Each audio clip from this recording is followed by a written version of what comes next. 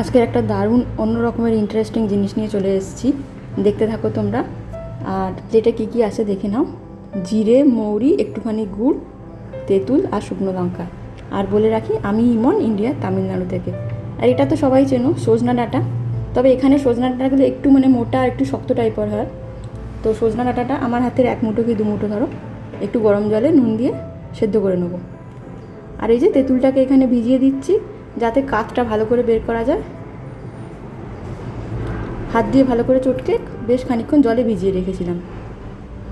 আর তারপরে এই জিরে আর মৌরি আর শুকনো লঙ্কা শুকনো খোলায় দিয়ে অন্তত পক্ষে 2 মিনিট নেড়ে চেড়ে ভালো করে ভেজে নিতে হবে। মানে ড্রাই রোস্ট যেটাকে আমরা বলি, পুরো ভালো করে করতে হবে যাতে একটু শক্ত ভাব এসে যায়। ঠিক এইভাবে কন্টিনিউয়াস নাড়তে হবে আর কি। দেখো একটু একটু শক্ত শক্ত ভাব আসছে, মানে একটু লাল লালও হয়ে আসছে, রঙটা চেঞ্জ হচ্ছে। আর এদিকে ডাঁটাটা সেদ্ধ হয়ে এসছে প্রায়। তো সেদ্ধ করার পর আমি জলটা ফেলে দিয়েছিলাম আর কি, দিয়ে ডাঁটাগুলো তুলে নিয়েছি জল থেকে। আর তারপরে এই জিরে আর মৌরিটা আর শুকনো লঙ্কাগুলোকে গ্রাইন্ড করে নিয়েছিলাম। আর এরপরে যেই প্যানে সেদ্ধ করেছিলাম ডাঁটাটা, সেই প্যানের মধ্যেই তেল দিয়ে তার মধ্যে খানিকটা জিরে আর মৌরি তুলে রেখেছিলাম আর কি গোটা। তেলের উপরে সেই ভাজা জিরে আর মৌরিটা দিয়ে একটুখানি গুড় দিয়ে অন্তত পক্ষে 1 মিনিট মতো একটুখানি রেখে দিয়েছিলাম, মানে সব কিছু যাতে একটু ভাজা ভাজা হয় আর কি। একটু নেড়েও দিয়েছিলাম।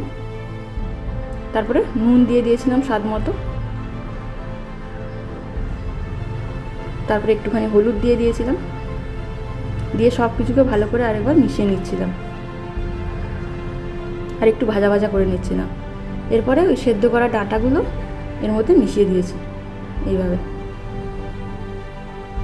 দিয়ে ডাঁটার সাথেও সব কিছুকে একসাথে নেড়ে দিলাম আরেকবার। তারপরে কি করলাম, যে শুকনো যে ড্রাই রোস্ট মশলাটা করে রেখেছিলাম না, সেইটাকে মিশিয়ে দিলাম। এটা কিন্তু খুব মিহি করে গুঁড়ো করবে না আর কি, ঠিক এইভাবে এই রকমটা হবে।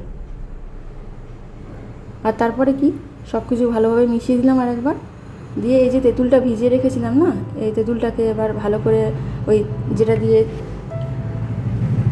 ছাঁকনি আমরা চা ছাঁকি আর কি, ওটার মধ্যে দিয়ে মানে শুধু কাঠটা বের করে নিচ্ছিলাম আর কি,